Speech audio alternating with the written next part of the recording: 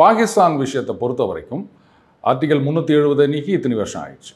இதுக்கப்புறம் ஒரு பெரிய சம்பவம் எதுவுமே நடைபெறவில்லை. அமைதி பாதைக்கு காஷ்மீர் திரும்பி வந்து விட்டது. எலெக்ஷன்லாம் நடத்தி கவர்மெண்ட்டும் வந்துட்டாங்க.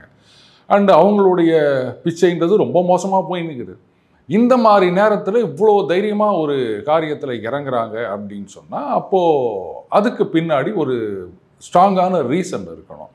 அது என்னவாக இருக்கணும் அப்படின்னு யோசிக்கும் போது தான் வந்து இது சீனா தான் அப்படின்றது நல்லா தெரியுது. ஏன்னா ஐஃபோன் ஆப்பிள் கம்பெனி சொல்கிறாங்க எங்களுடைய ப்ரொடக்ஷன் எல்லாம் ஒட்டுக்கா இந்தியாவுக்கு மூவ் பண்ண போகிறோம், 2026 டோட்டல் ப்ரொடக்ஷன் இந்தியாவிலேருந்து தான் அப்படின்னு. அதே மாதிரி ஒவ்வொரு கம்பெனியும், ஏன்னா அவங்க என்ன பண்ணிட்டாங்க, பர்னிங் த பிரிட்ஜஸ் அப்படின்ற மாதிரி வெளிப்படையாக சொல்லாமல் நீங்கள் வந்து இவ்வளோ காசு கொடுத்து வாங்குகிற அந்த பேக்கோ இல்லை லக்ஸரி ஐட்டம்ஸ் அது எல்லாமே வந்து இங்கே சீப்பாக தயாராகுதுன்ற மாதிரி போட்டு அந்த பிராண்ட் வேல்யூவெல்லாம் நாசம் பண்ண ஆரம்பிச்சிட்டாங்க.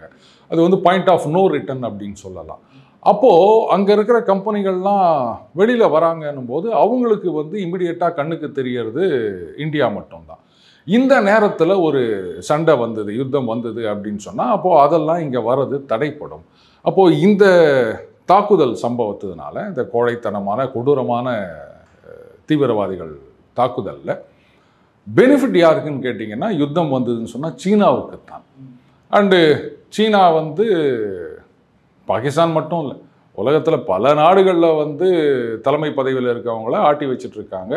ஏன் I won't be surprised, Britain, France இவங்களுமே வந்து சீனா பேச்சை கேட்டு ஆடுற மாதிரி இருந்தாலும் நான் அதெல்லாம் தப்புன்னே சொல்ல மாட்டேன். அது மாதிரி இருக்கிறதுக்கு நிறைய வாய்ப்பு இருக்குது, அப்படி தான் நான் சொல்லுவேன்.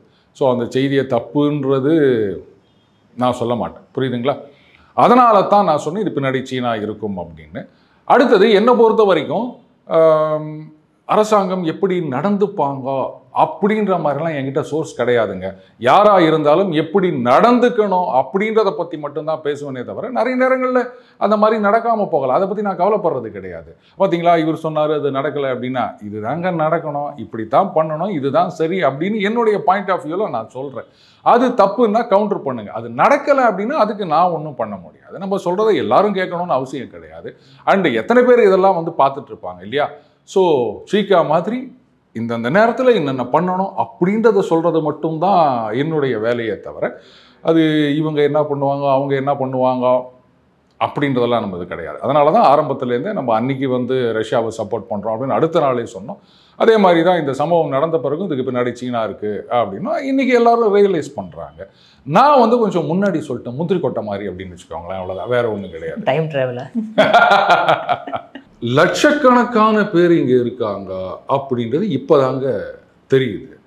ஏதோ ஒரு 100 பேர் 200 பேர் 500 பேர் 1000 பேர் இருப்பாங்கன்னு பார்த்தா பல லட்சங்கள் இருக்கிறதா பாஜகலேருந்தும் சரி நிறைய பேரும் சரி இன்னும் இங்கே இவ்வளோ இருக்காங்க அப்படின்ற மாதிரிலாம் செய்திகள் வந்துட்டுருக்குது. இன்னும் இப்போ தான் ஒரு விஷயம் புரியுது, ஏன் இங்கே இருக்கவங்கெல்லாம் வந்து பாகிஸ்தானுக்கு சில பேர் சப்போர்ட் பண்ணின்னுக்கிறாங்க அப்படின்னா. இதில் வேற அன்றைக்கி அந்த அட்டாரி பார்டரில் ஒருத்தருடைய இது, அவர் வந்து 17 வருஷமாக இங்கே இருக்காராம். Is a Pakistani citizen, Pakistani passport தான் வச்சுக்கிறாரு. ஆனால் இங்கே வந்து எலெக்ஷன் கார்டு வச்சுக்கிறாராம், எலெக்ஷனில் ஓட்டெல்லாம் போட்டுக்கிறாராம். அந்த டிகிரி முடிச்சுட்டு, பேச்சுலர் டிகிரி முடிச்சுட்டு இங்கே ஒரு வேலைக்காக நான் தேடி நிற்கிறேன் சார் அப்படின்றாரு. அட பாவிகளா, இது அமெரிக்காவில் ட்ரம்ப் எடுத்ததை விட மிக பயங்கரமான நடவடிக்கை எடுக்கணும் போல இருக்குது. இது எத்தனை பேரா இங்கே இருக்கீங்க அப்படின்னு. அதுக்கப்புறம் பார்த்தா ஏதோ பங்களாதேஷின்றாங்களாம், கடைசியில் பார்த்தா அவர் வந்து பாகிஸ்தானா. அண்டு மகாராஷ்டிராவில் நிறைய இது மாதிரி இன்னொன்று எடுத்திருக்காங்க, பார்த்தா அவங்கெல்லாம் வந்து ஆதார் கார்டு இதெல்லாம் வெஸ்ட் பெங்காலில் வாங்கிட்டு வந்துக்கிறாங்க அப்படின்றாங்க. இதுக்கு ஒரு முடிவே இல்லை போல இருக்குது. அப்போது நீங்கள் வந்து இங்கே வந்திருக்கீங்க, எங்களுக்கு இந்தியா பிடிச்சிக்குது, இல்லை வந்து ஏதோ கல்யாணம் கொண்டு கொடுப்பு அப்படி இங்கே வந்துட்டீங்க அப்படின்னு சொன்னால் அப்போ நீங்கள் உடனடியாக சிட்டிசன்ஷிப் அப்ளை பண்ணியிருக்கணும், சரியா? அது எப்படிங்க, நாங்கள் அந்த நாட்டு சிட்டிசனாக இருப்போம் ஆனால் இங்கே வந்து வேலை செய்வோம், அதில் என்னடா போலீஸ் டிபார்ட்மெண்ட்டில் வேலை செய்கிறாருன்றாங்க. இதெல்லாம் என்ன சொல்கிறதுன்னு எனக்கு புரியல. நீங்கள் வந்து ஹிந்துஸ்தான் தரைமட்டமாக வேண்டும், அழிக்க வேண்டும் அப்படி தானே நீங்கள் வந்து சின்ன குழந்தையிலேருந்து கற்றுக் கொடுத்துன்னுக்கிறீங்க. அப்புறம் என் ட்ரீட்மெண்ட்டுக்கு எங்கே ஊருக்கு வரீங்க? வெக்கமான சூடு சொரணம் ஒன்றுமே கிடையாது அவங்களுக்கு. சரி, அடுத்தது ரைட்டு சார், ஏதோ வந்துட்டாங்க. எப்படி அவங்களாம் வந்து ஏழை எளிய விளிம்பு நிலை மக்களா? அவங்கெல்லாம் என்ன இங்கே வந்து கவர்மெண்ட் ஆஸ்பத்திரியில் அட்மிஷன் காத்துனுக்கிறாங்களா? கார்பரேட் ஹாஸ்பிட்டல்களில் தானே அவங்க ட்ரீட்மெண்ட் வந்துக்கிறாங்க. எவ்வளோ லட்சம் செலவாகும் தெரியும்ல. ஃப்ளைட்டில் தானே வந்துக்கிறாங்க. அதுக்கு எவ்வளோ செலவாகுது? அப்போது அவங்க ஒன்றும் காசு இல்லாதவங்க கிடையாது விக்ரம், ஏழை எளிய மக்கள் கிடையாது. அவங்களுக்காகலாம் நீங்கள் வந்து கண்ணீர் விடாதீங்க. எல்லாத்துக்கும் மேலே ஒரு சின்ன உதாரணம் சொல்லவா? சரி, தெருவில் ஒரு மாடு சுற்றிட்டு இருக்குது. அது பாவம் எதுவும் கிடைக்கல, பிளாஸ்டிக் குப்பையை அதெல்லாம் வந்து நோண்டி நிற்குது. நீங்கள் வந்து பரிதாபப்பட்டு ஒரு கீரை கட்டை வாங்கிட்டு போயிட்டு அதுக்கிட்ட கொடுக்குறீங்க. அது தின்னுது, ரொம்ப சந்தோஷமாக இருக்குது. பாவம் ஒரு மாடுக்கு வந்து கீரை குத்தோம்னு சொல்லிட்டு அதை தின்னுபுட்டு அது உங்களை முட்டை வந்ததுன்னா என்ன பண்ணுவீங்க? கும்பரத்தை அடிப்பீங்களா மாட்டீங்களா?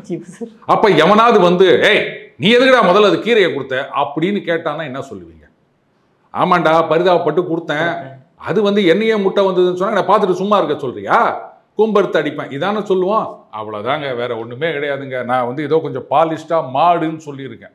இந்த தெருவில் நாய்க்கு பிஸ்கெட் போடுறவங்களும் நிறைய பேர் இருக்காங்க. அவங்கள கேட்டாலும் அவங்களும் சொல்லுவாங்க. வேணாம், ஏற்கனவே இந்த நாய் உதாரணத்தை வேறு இடத்துல யூஸ் பண்ணிட்டேன்றதுனால இன்றைக்கி நான் மாட்டுக்கு வந்திருக்கேன். அந்த மாதிரி பரிதாபப்பட்டு கொடுத்தோம். ஆனால் உங்கள் நாடு அடங்கிறதா இல்லை. அவங்களோட புத்தி இப்படித்தான், இந்துஸ்தான் அழிக்க வேண்டும் அப்படின்னு இன்றைக்கும் அங்கே நிறைய பேர் சொல்லி நிற்கிறாங்க. அதனால் உங்களுக்கெல்லாம் நாங்கள் தயவுதாட்சியம் பார்க்க வேண்டிய அவசியமே கிடையாது. மனிதாபிமானம் அப்படின்றது மனிதர்களிடம் காட்ட வேண்டியது, அண்டு மனிதர்கள் மற்ற விலங்குகளிடம் காட்ட வேண்டியது. முட்டை வருகின்ற மாட்டிடமோ இல்லை கடிக்க வருகின்ற நாயிடமோ மனிதாபிமானம் காட்டிட்டு இருக்கணும் அப்படின்னு சொன்னால் சாரி, அந்த அளவுக்கு நான் விளக்கெண்ணெய் இல்லை விக்ரம்.